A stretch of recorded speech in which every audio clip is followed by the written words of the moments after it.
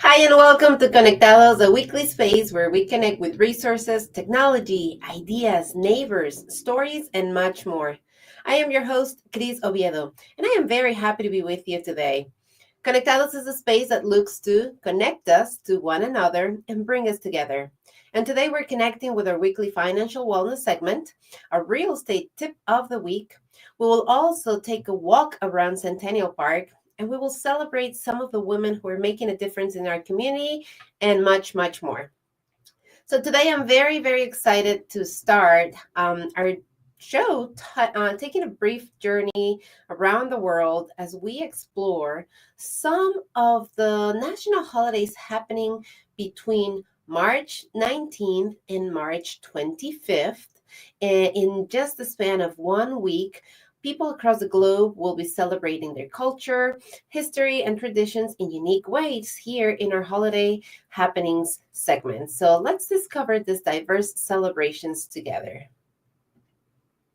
On March 19th with St. Joseph's Day, primarily celebrated in Italy, Spain, Portugal, and parts of Latin America. In Italy, this day is also Father's Day, honoring the patron saint of fathers, workers, and families. In Sicily, people create elaborate St. Joseph's tables filled with breads, pastries, and other foods. Many Italian Americans, especially in New Orleans, continue this tradition. The foods are blessed, then shared with others, particularly the less fortunate. Look for special pastries called sepole or sphinx, delicious cream-filled treats that are a hallmark of this celebration. March 20th marks the spring equinox in the Northern Hemisphere, and with it comes Nowruz, the Persian New Year celebrated for over 3,000 years. This holiday is observed across the Middle East, Central Asia, the Caucasus, and parts of Eastern Europe. Nowruz, meaning the new day, celebrates renewal and the rebirth of nature. Families prepare by spring cleaning their homes, setting up the Haftzin table with 7 symbolic items that start with the letter S in Persian, like sapse, sprouted wheatgrass representing rebirth, and sib, apples representing beauty and health. Celebrations include visiting family and friends, exchanging gifts, and enjoying special foods like herb rice with fish.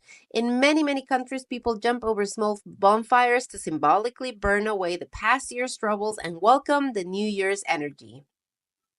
March 21st marks UNESCO's World Poetry Day, celebrated globally as a tribute to linguistic diversity through poetic expression.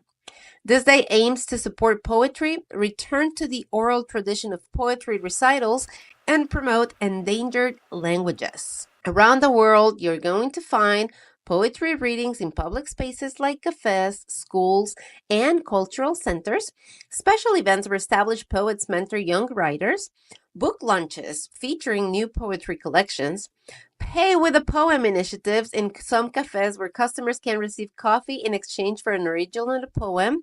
In many countries, this day highlights indigenous poetry traditions that preserve cultural heritage through verbal artistry, reminding us of poetry's power to capture human emotions and experiences across all cultures and languages. March 23rd, we'll see the vibrant celebration of Holi, the Hindu festival of colors primarily celebrated in India and Nepal, but now enjoyed worldwide. This ancient festival marks the triumph of good over evil and the arrival of spring. Holi celebrations include Holika Dahan, bonfires lit the evening before to symbolize the burning of evil. The famous color play where people smear each other with brightly colored powders and drench one another with colored water. Traditional sweets like gujija, which are sweet dumplings, and tandai, which is a spiced milk drink that sometimes is infused with bang. Community dancing to folk and Bollywood music with calls of Holly Hey, it's Holly. It's also traditional in this date.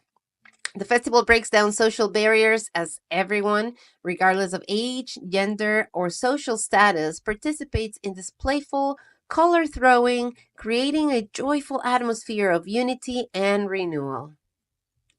And our week concludes with a uniquely American celebration, not one, but two connected food holidays. March 23rd is National Chip and Dip Day, followed by National Waffle Day on March 25th in the United States. These playful food holidays showcase American casual entertaining culture. On National Chip and Dip Day, Americans celebrate their favorite snack combinations, from tortilla chips with salsa, guacamole, or queso to potato chips with French onion dip or buffalo chicken dip. Social media floods with photos of elaborate snack boards and creative dip recipes. Restaurants and bars often actually offer special promotions and appetizers because of this date. And many families host casual gatherings centered around watching sports or playing games with, guess what? Chips and dips as the star attractions. Meanwhile, American Waffle Day celebrates the quintessential breakfast food. And they celebrate this with dinners and breakfast restaurants featuring special waffle creations, home cooks trying out unique recipes for classic buttermilk to chicken and waffles, waffle themed merchandise and promotions at kitchen stores. And I mean, this is the perfect excuse for breakfast for dinner type of celebrations. So, these light-hearted food holidays represent the American love for casual, fun celebrations that bring people together around simple pleasures. Unlike formal holidays, these observances are all about enjoyment without obligation. It's simply a reason to indulge in favorite foods with friends and family. And as we've seen, the single week in March brings diverse celebrations of independence, cultural heritage, religious significance, and seasonal across multiple continents. These holidays remind us of a rich global tapestry of traditions and the universal human desire to commemorate what matters most to us. Up next, we have Jasmine from Making Change joining us with her weekly financial wellness segment.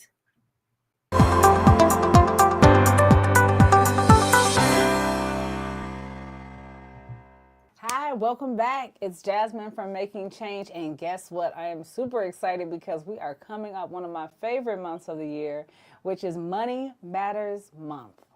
The month of April in Howard County and everywhere across the United States is recognized as Financial Literacy Month, also known as Money Matters Month. So I bet you can tell what that month is all about.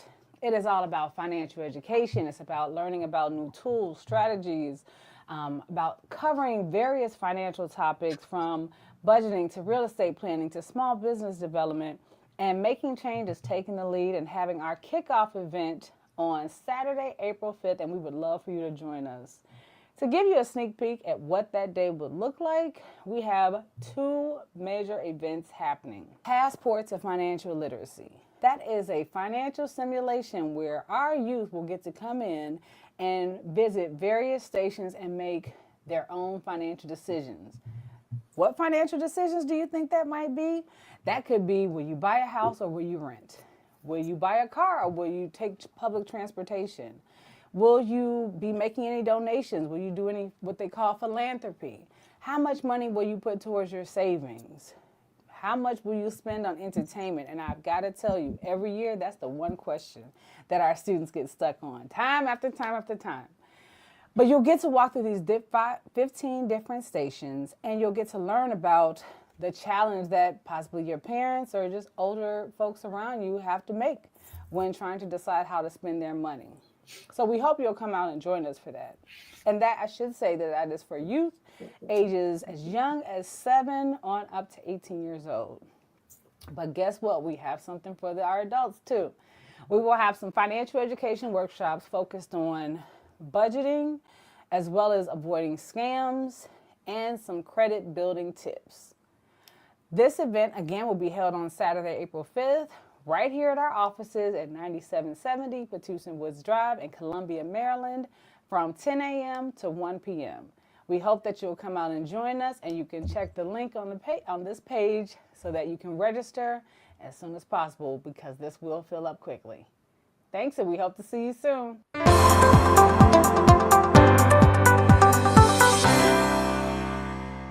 Thank you, Jasmine, and everyone at Making Change for your continued partnership. Up next, we have Santiago Carrera joining us with the real estate tip of the week. We're here with the tip of the week if you're selling your home. And the tip today is declutter. Clean your home. If you have an extra furniture and things that you don't use anymore, it's a good time for you to either donate them or throw them out. It's going to make your house bigger and more appealing to any potential buyers. See you next week for another tip. Thank you.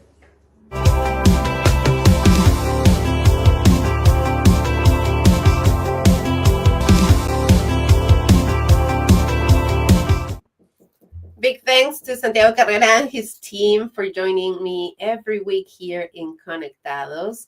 And, we're going to take a quick break, but we will be right back. Beautiful, beautiful, beautiful, beautiful angel. Love your imperfections, every anger. Tomorrow comes and goes before you know. So I just had to let you know the way that Gucci look on you amazing. But nothing can compare to when you naked. Now we're backward into many, got you fed. Saying you the one for me, I need to flex it. And we are back with Conectados and our weekly space to connect with resources, with information, with ourselves even, and most importantly, with one another. I'm your host, Cris Oviedo, and March is Women's History Month. And throughout this month, I'd like to shine a spotlight on some of the remarkable women who have shaped and continue to shape Howard County through their leadership, innovation, and commitment to community. From pioneering professionals to community advocates, educators to entrepreneurs, the women of Howard County have been instrumental in building the vibrant community that we call home today. Their stories inspire us, their achievements guide us, and their continued contributions enrich all of our lives. So I hope you will join me every week and help me recognize some of the local trailblazers. There's too many women out there, and there's not enough weeks in the month for me to highlight some, but I've chosen some of the ones that I've come to know personally or that I've gotten to work with. The women whose determination, vision, and strength have made Howard County a better place for all. And this week, I'd like to celebrate former county executive Liz Bobo. We are back with Conectados, and today it is an honor for me to shine a spotlight on Elizabeth Liz Bobo, a pioneering figure who made history as Howard County's first female county executive and whose public service has shaped our community for decades. Born in Baltimore in 1943, Elizabeth Bobo's journey to political leadership began far from the halls of government. After earning her degree from the University of Maryland, she worked as a teacher before finding her true calling in community advocacy and public service. Bobo's political career began in the 1970s when she served on the Howard County Council.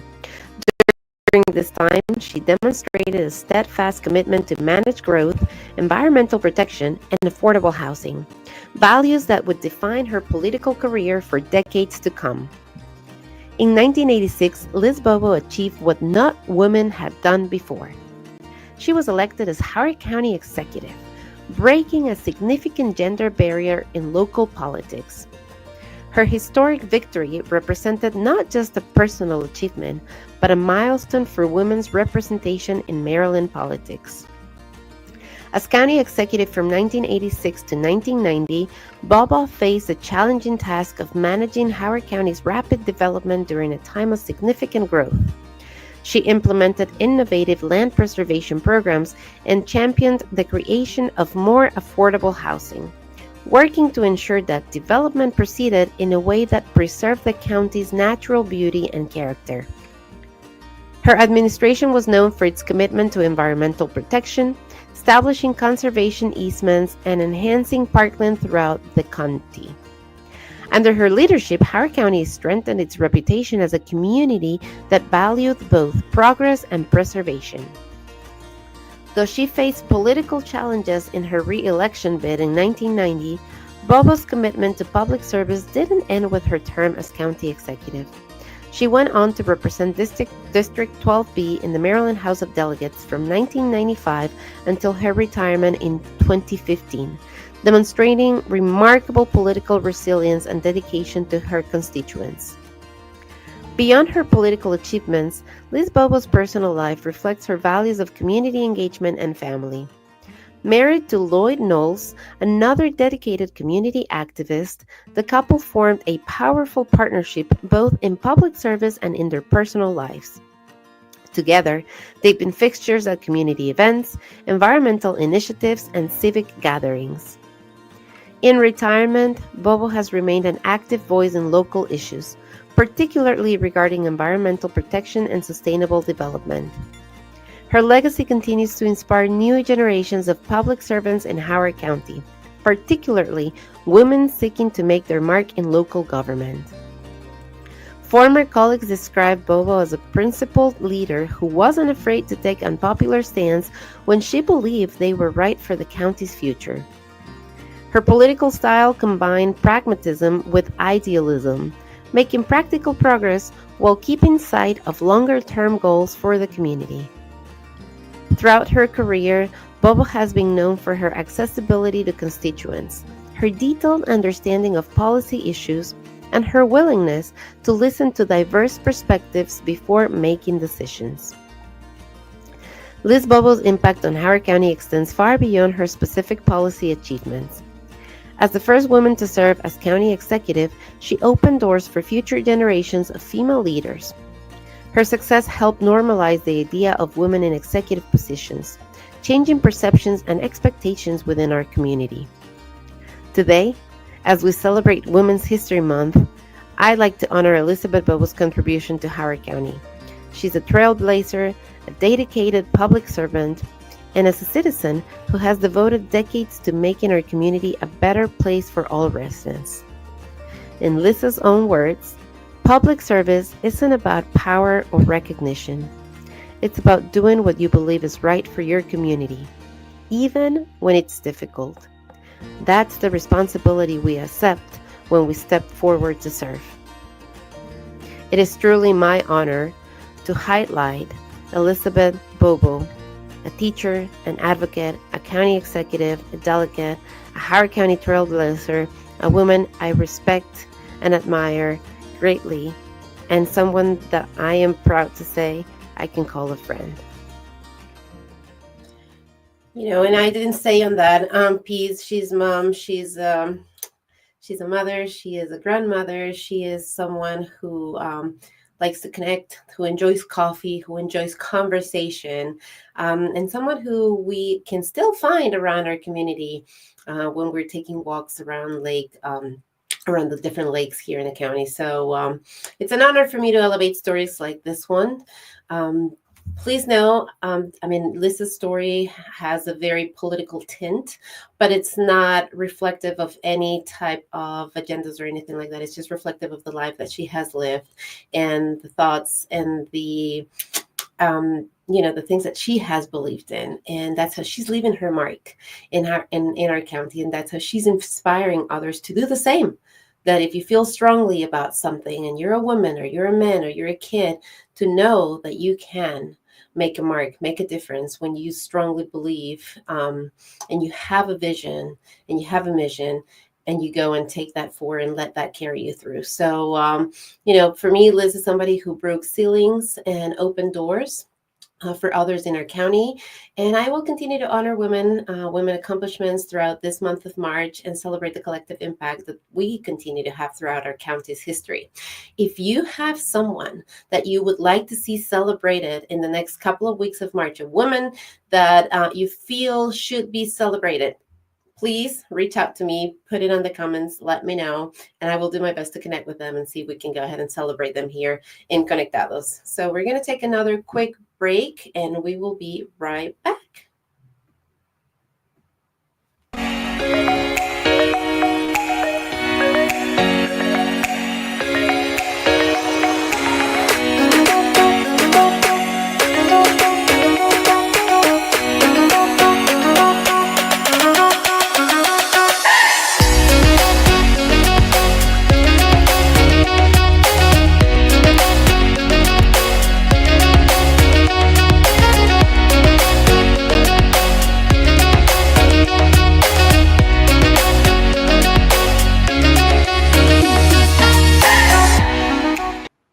And we're back with Conectados, the space that connects us to one another. And I'm having a hard time here with my technology clearly this morning. There we go. I am Cris Oviedo, and spring is almost here. The days are longer, and the temperatures are slowly rising. And here in Howard County, I just saw somebody on their bike, actually in front of here at the window that I have in front of me. So it's a beautiful day out there, and I hope that you're enjoying. And every day it's turning out to be more and more beautiful as spring continues to come to Howard County. And we are so blessed here in Howard County to be surrounded by beautiful parks that invite us to get out and take advantage of the season. And today I am going to take a quick walk around Centennial Park, which is one of my most favorite parks, one where you can find me and my dogs who are highlighted, and my mom and my daughter, who you'll see here on the video. Just taking walks and enjoying the beautiful nature that we have here in Howard County. So I hope you enjoyed this walk as much as I did. We're going to explore the beautiful Centennial Park, one of Howard County's most beloved outdoor spaces. As I take you on this tour, feel free to share your own Centennial Park memories in the comments below. Centennial Park opened in 1985 to commemorate Howard County's 100th anniversary. This stunning 337-acre park features a 54-acre man-made lake as its centerpiece, carefully designed to blend recreational opportunities with natural beauty.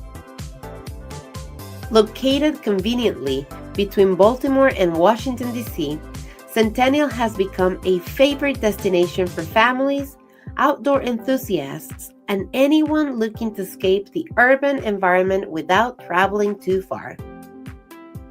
The crown jewel of Centennial Park is its magnificent 54-acre lake. Stoked with bass, tiger muskie, and bluegill, it's a haven for fishing enthusiasts throughout the fishing season. During warmer months, visitors can rent paddle boats, rowboats, and kayaks to explore the water's surface. The lake is encircled by a 2.6-mile paved pathway that's perfect for walking, jogging, or biking while enjoying picturesque views at every turn. Centennial Lake is also a sanctuary for wildlife. Great blue herons wade in the shallows, kingfishers dive for small fish, and lucky visitors might even spot a bald eagle soaring overhead. The lake's ecosystem has matured beautifully over the decades, creating a balanced habitat for numerous species.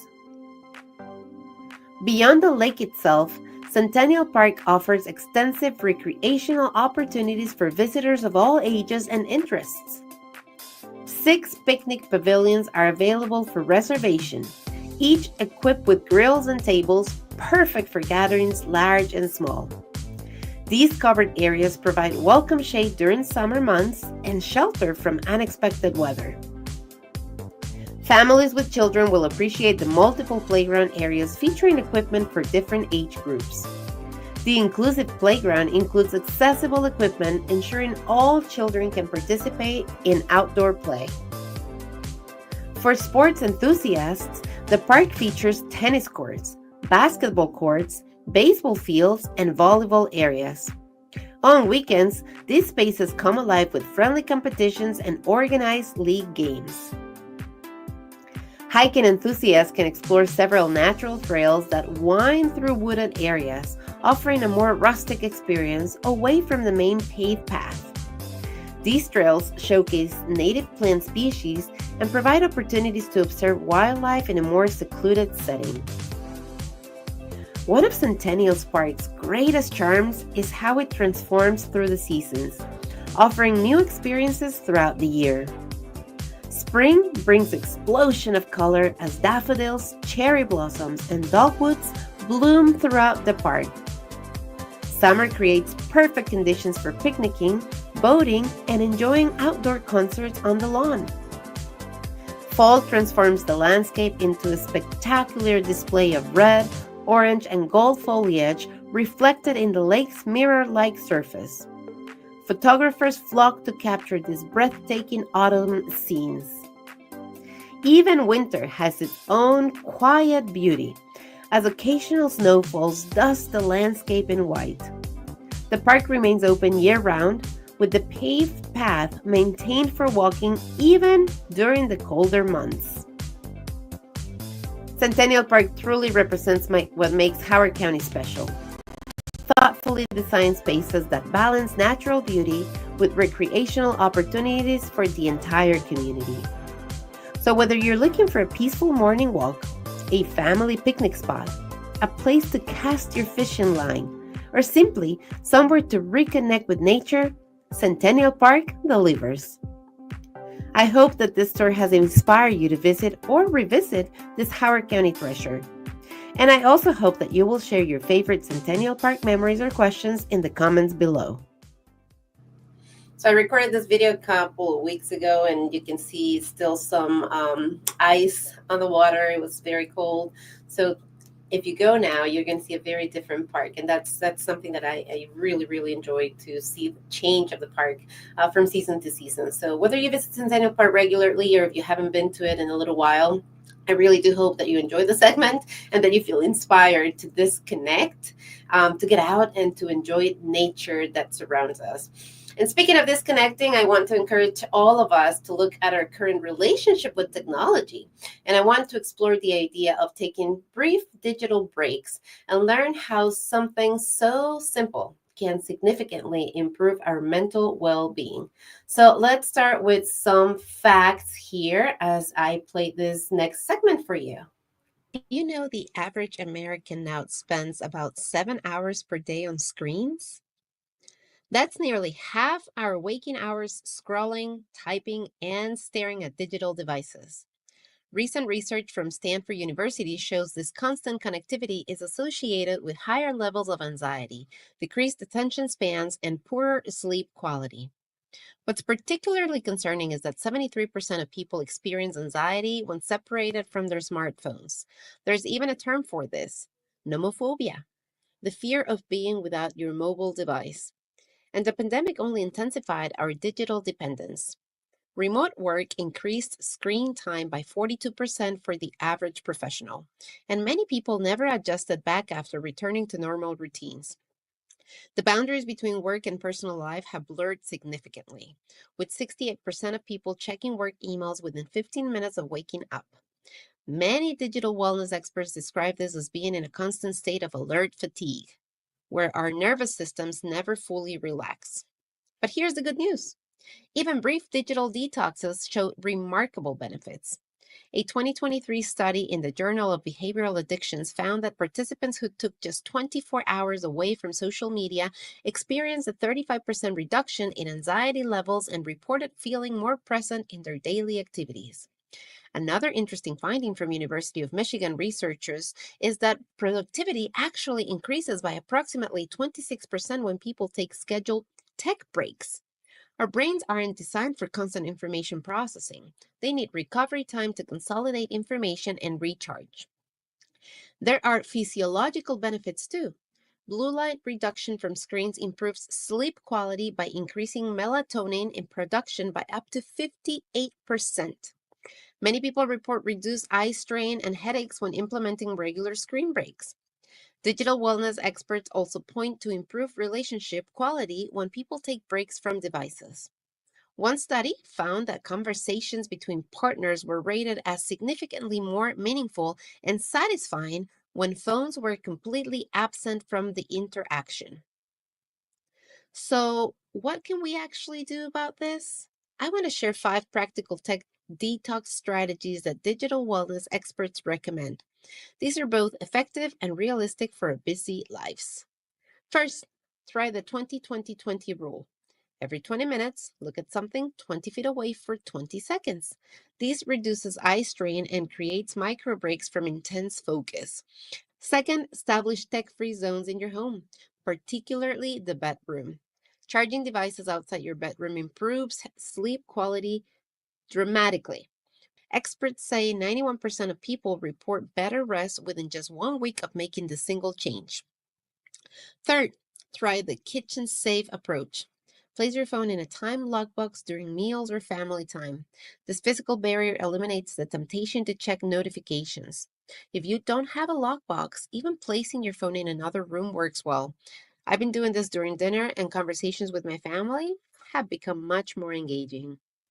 Fourth, practice batch processing. Check emails and messages at scheduled times rather than continuously throughout the day. Many digital wellness experts recommend 3 designated check in times: morning, midday, and late afternoon. This prevents the constant context switching that fragments our attention and reduces productivity. Finally, implement a sunset Saturday or screen free Sunday, where you commit to several hours of tech free time. Start with maybe 3-4 hours and gradually extend it as you get more comfortable.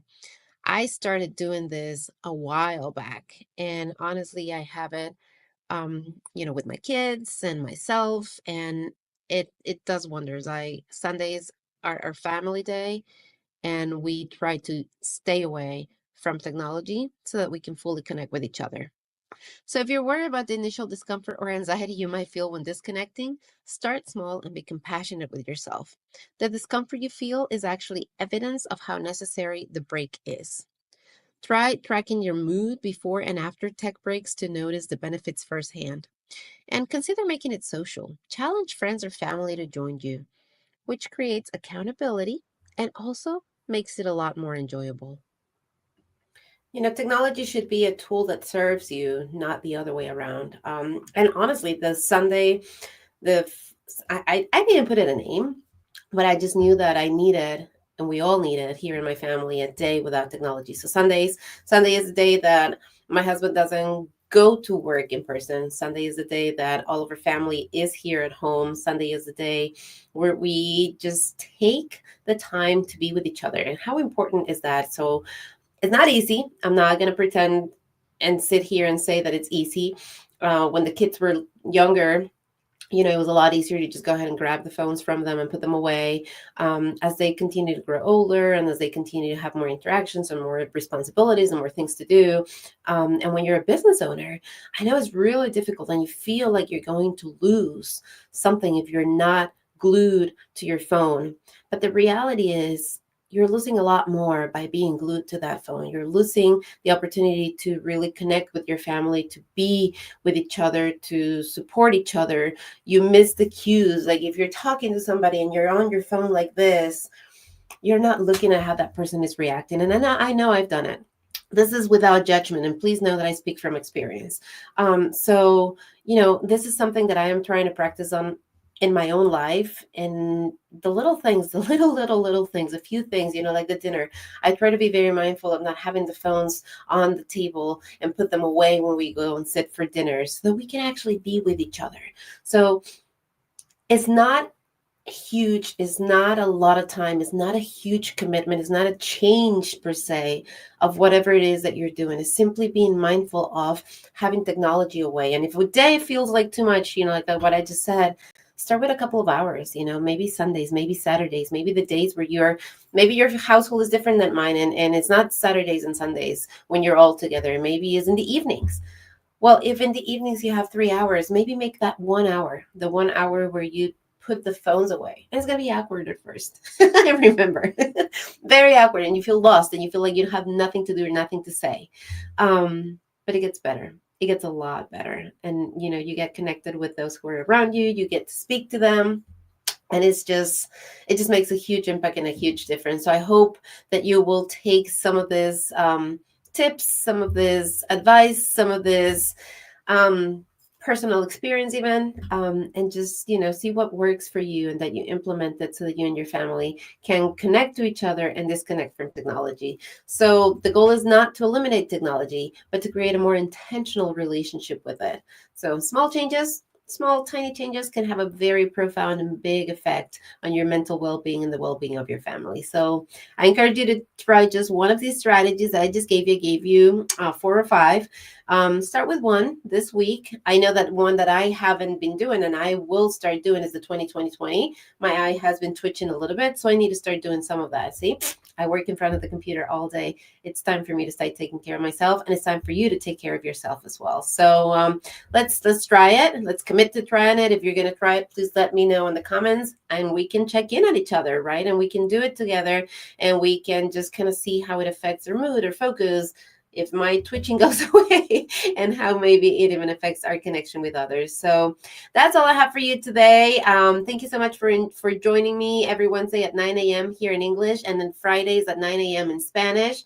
If you have topic ideas, if you have suggestions, if you have guest suggestions, if you know professionals, in really anything, I love to cover anything and everything that's good for a community that teaches us, that entertains us, that connects us. I love to connect with the law, with the health, with the well-being, with entrepreneurship, with everything. So if there's anything that you would like to see, me cover here on Conectados, please send me an email, or just put it on the comments here. Just, reach out and I'll be happy to connect with you so we can discuss it further. My email is info@crisoviedo.com. I'm about to put it on the comments for you. Let me go ahead and type that up for you. There you go. So please do connect with me. And if you, like I said, this month I'm highlighting different women in our county. If there's a woman that you feel that should be highlighted, that does a whole lot of everything, who has been, and please, I know that today we highlighted Liz, a former county executive, and I know that last week I highlighted Mariana from Grassroots. But if who you want to highlight is your grandma, who has been a longstanding citizen of Howard County, you want to tell her story, that is a story worth telling too. So it's not just people who have held, places, or it's not about the job, it's not about the career, it's about the person and the impact that they have had in their own circle. So I love to tell more stories of the people who are here, because I think that we have forgotten that every person has a story to tell, and every person has a beautiful story to tell. And that's something that I really want to continue to elevate here in Conectados. The stories of the people who are in our community, who have, had just beautiful experiences that are worth sharing. So please reach out to me and let me know if you know someone who should be celebrated, who should be acknowledged, whose stories should just be told, simply as that. So I hope you have a wonderful Wednesday, that you go out and enjoy this weather today. If you're able to make it to Centennial Park, enjoy it. It's a beautiful park. If Centennial Walk is too much for a Wednesday, then I hope you still get to go outside and do something that's good for you, that's fun for you, and that really connects you with nature, with yourself, and disconnects you from every other noise that's out there in the world today. So have a fantastic day, a fantastic Wednesday. I will be back on Friday in Spanish. Until then, I hope you continue to be well. And until next time, I am Cris Oviedo.